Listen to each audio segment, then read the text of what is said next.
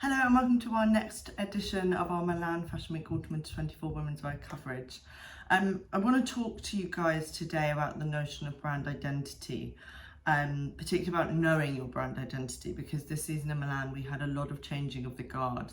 So a lot of new designers, well not new designers, but designers taking up new positions at houses, so new creative directors. So from that you kind of expect kind of a change in aesthetic, a slight change in brand strategy and direction, and so it's just interesting to kind of see how designers put their kind of spin on a house. I say house because in Milan there's a lot of kind of heritage brands that have been around for kind of up to hundreds and hundreds of years, and so there's a lot of kind of archive and history to kind of respect while you're considering what you're going to kind of propose as your new kind of collection at a brand, or your new kind of, it's kind of setting the tone for where you want to take things.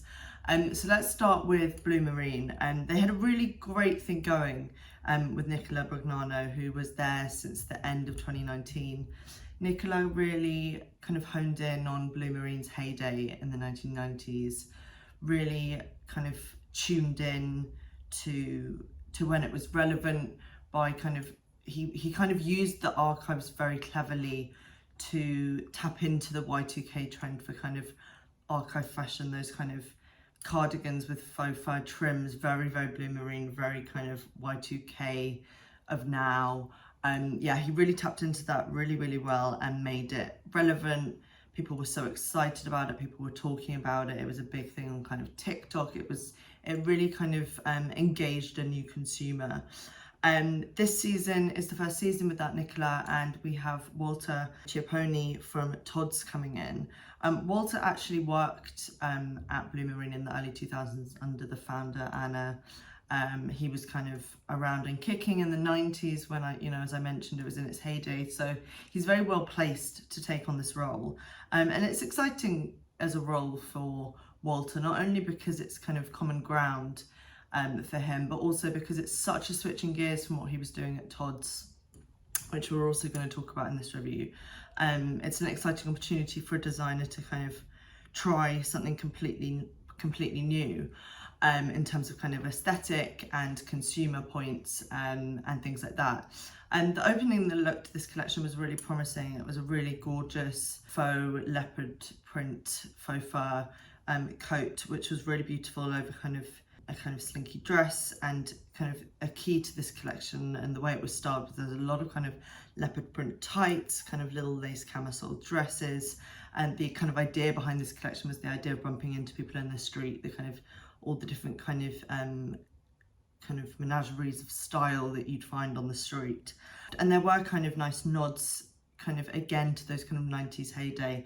In this collection we had a kind of cardigan dress with the faux fur trim. So there were definitely ingredients in this, and that sensibility of kind of thinking about that person on the street. It's all kind of on paper where it kind of makes sense, I think. But it did feel a bit all over the place, this collection at parts.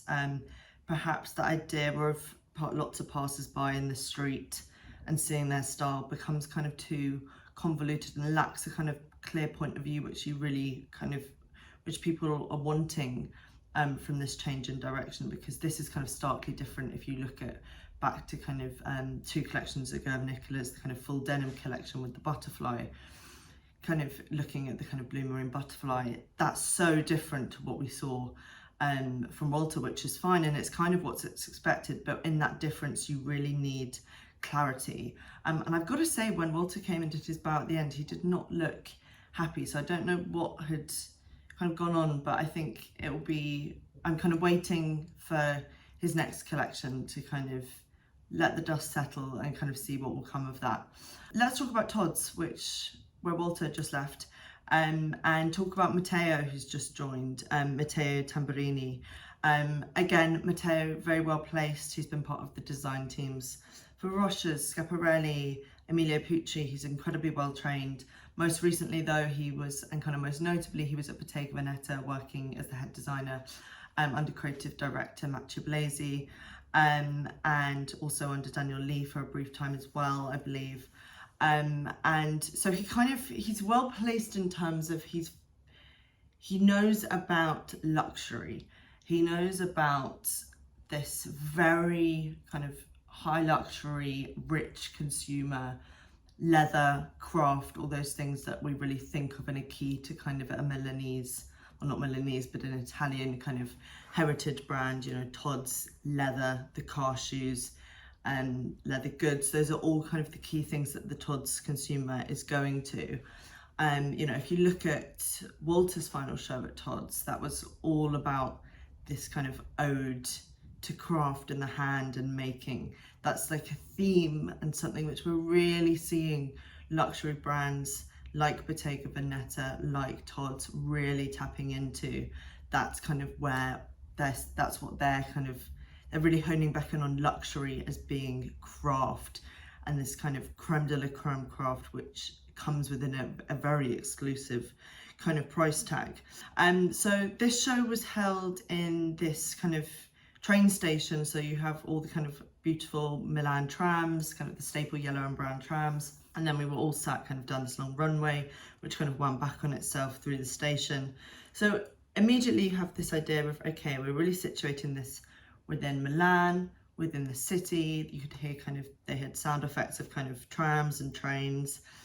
But then the soundtrack came on and it was this mix of there was Bjork at one point, there was kind of punkish rock. It was kind of a weird cacophony of things. So that was slightly confusing. The opening look continued this idea of kind of motors and travel. And you kind of had the car, the front grille of a car on as a detail on belts.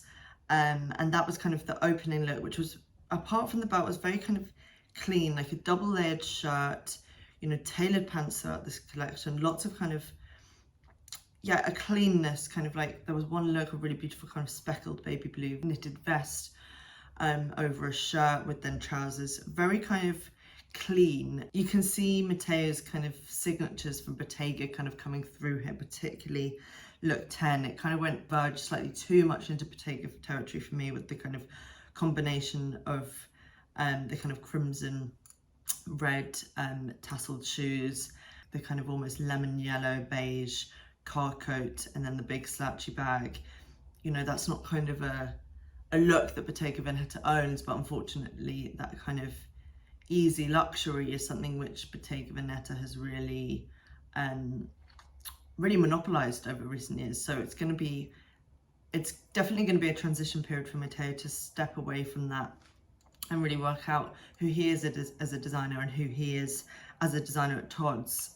You know, saying that, this collection did have the right ingredients, but I think we just need to shake off the past a bit and refine and definitely edit down, and just give a slightly more clear, cohesive idea of who this Todd's person is. Because I think, you know, Todd's, the consumer, is still going to exist. They're going to go to the store, they're going to buy their kind of car shoe loafers, they're going to buy their beautiful kind of, the bags which are in this collection are beautiful. I also love the shoes in these kind of knee-high, almost patent boots. They're going to go and get their accessories, but the point of a runway show is to kind of build up, and to have ready to wear is to kind of build up this world and this image.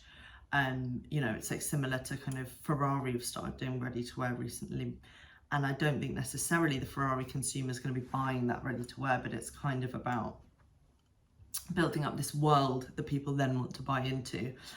So I just think it needs a bit of kind of editing down, a bit of cohesion to it, and I think we'll definitely, there's ingredients here that I think suggest that this will come in time. Moschino, a kind of bittersweet moment for Moschino this season. They appointed David Wren or Rene, I'm not sure how you say it, Wren or Rene, as their new creative director. However, sadly, David passed away, and in his place they appointed Adrian Apiolazza, and Adrian has kind of said in interviews before the show that he didn't want to kind of wipe the slate clean from what David had been working on. He kind of used the fabrics that had already been prepared.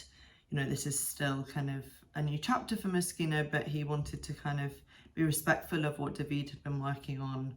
And he just said it didn't feel like the right moment to kind of you know, he said he really wants to kind of return to the humour of Franco Moschino, the founder. And you definitely could feel that in this collection, but I think that it's kind of a tease of what's to come, because out of respect for the moment, Adrian just didn't want to kind of go full throttle with it. But you know, as I say, there were the right ingredients. As kind of something I really feel with a lot of these collections. You know, we've got the ingredients for good things to come. Particularly kind of the trompe l'oeil in this collection, kind of trompe l'oeil suspender belts on the back of a woman's dress, and on kind of a man's shirt as well. We had kind of trompe l'oeil effects of kind of different undergarments. And, you know, the opening look, the woman coming out with kind of this baguette in her bag, these winks, these nods, these humours, discs on dresses which kind of moved almost like eyes to reveal kind of other discs below. Completely, yeah, the right ingredients for going forward, but I don't think it would be fair to kind of give this a full review in terms of what's the new Moschino going to look like, because Adrian has kind of said that wasn't really what he was going to do this season, and I think we have to wait to next season to see what comes. At both Marni and Gucci, I want to quickly mention, this wasn't kind of new creative directors in the roles. You know, Francesco Riso has been there for several years now at Marni. Sabato De Sarno, this was like his third collection for Gucci. And both of these I just wanted to mention in terms of they're very much working on a strategy which is kind of wiping the slate clean. Francesco Riso, you know, both of these brands in the past have been known for kind of more is more. Alessandro Michele's Gucci, incredibly kind of a proponent of the kind of maximalist era.